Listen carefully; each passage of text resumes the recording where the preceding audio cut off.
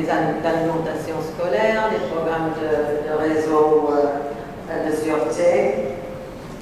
Et voilà le profil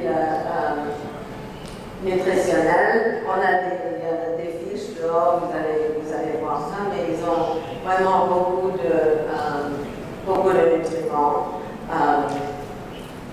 Le calcium, le sélénium, les vitamines B, D, et ils n'ont aucun gras trans. Voilà. Comme a dit un petit peu Kate ce matin, les protéines et oméga 3 de régime marine vraiment vous maintiennent en bonne santé le long de votre vie. Et elles sont essentielles pour la croissance et le développement sain, materno-infantile, surtout tout à fait au début, dans la grossesse et dans les 5 ans tout le long de la vie.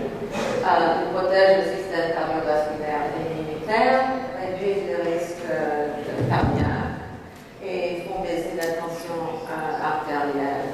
Ils améliorent le profil sanguin, lipidique et le taux du cholestérol. Et ils sont bien aussi jusqu'à la fin de la vie et diminuent la dépression et l'anxiété et sont de bons choix pour les gens âgés. Donc c'est là le projet d'aide alimentaire globale.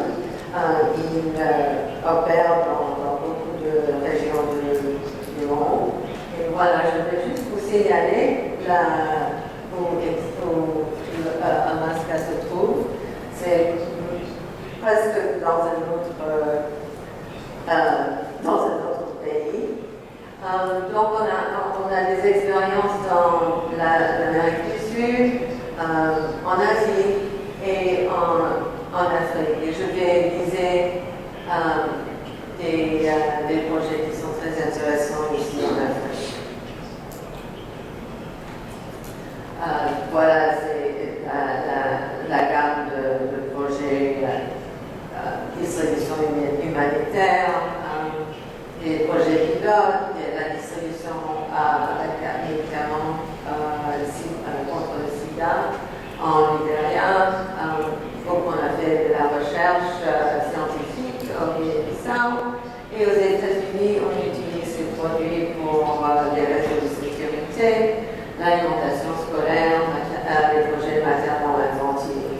Et c'est le même produit qu'on utilise dans nos programmes aux États-Unis. En Afrique, je vais viser ces programmes, des programmes de recherche, parce que c'est très nouveau et c'est très intéressant. Et on est tous intéressés par vraiment la base de l'évidence, la base scientifique de ce dont on parle.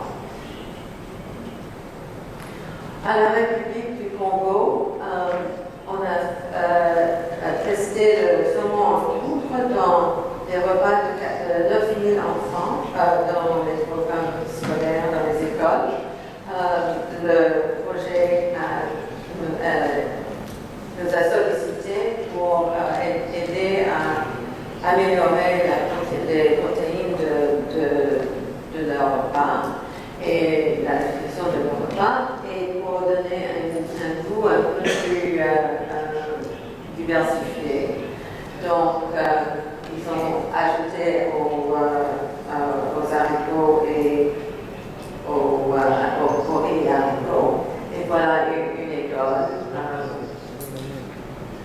Et donc, on a fait cette étude d'acceptabilité et avec les résultats, on a commencé à reformuler le produit et on a le produit que vous avez ici qui est plus concentré en protéines. Celui-là, il avait à peu près 65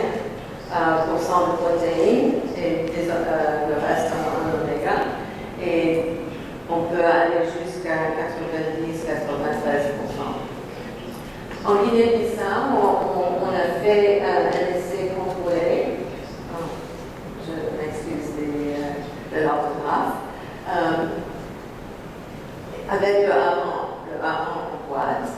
Et donc, on a fait un essai contrôlé, randomisé. Je ne sais pas si c'est le bon terme en français. On dit randomized control trial. En 8 enfants, leur mère et père, dans 4 villages en saison sèche. Et ce qui est intéressant avec celui-là, c'est qu'on a fait la randomisation, non par village, mais à l'intérieur du village. Donc, on a pu avoir des résultats représentatifs et scientifiquement représentatifs avec avec un échantillon seulement 1000 enfants. Ce qui est très intéressant, c'est qu'après 9 semaines, on a pu réduire la perte de poids dans les enfants de moins de 5 ans et les femmes enceintes et allaitantes. Et on est en train approfondir les analyses. On n'a pas encore publié. Et donc, le saumon, ils avaient déjà essayé le saumon en boîte dans les écoles primaires et kindergartens, et ils ont trouvé que ça avait fait beaucoup et ça pourrait être bien intégré dans le programme.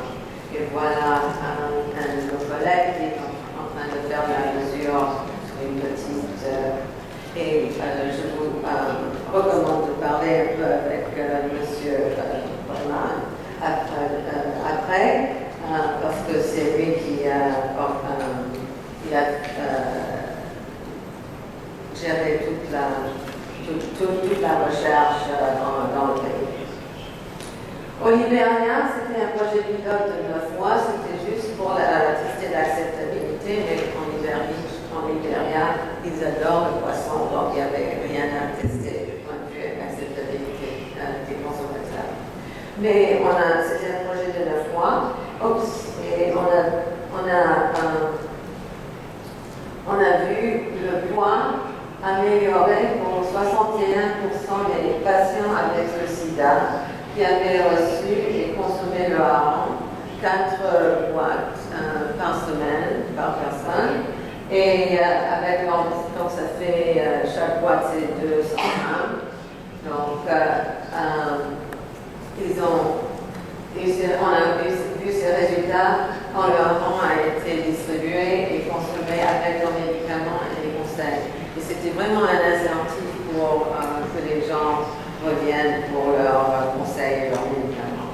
Donc, et il y avait aussi des enfants à l'école qui ont bien bénéficié. Donc, en résumé, les résultats, le hareng et le saumon en boîte et en poudre améliorent la saveur, la qualité et la nutrition des repas scolaires et préscolaires. Et il y a une haute acceptabilité avec la consommation à longue durée, jusqu'à 9 mois d'année scolaire, même jusqu'à 12 mois. Et l'essai contrôlé et randomisé parmi les communautés a vraiment démontré un moins de malnutrition avec le hareng en saison de soudure. Et finalement, ça nous a mené à travailler avec la Guinée-Bissau pour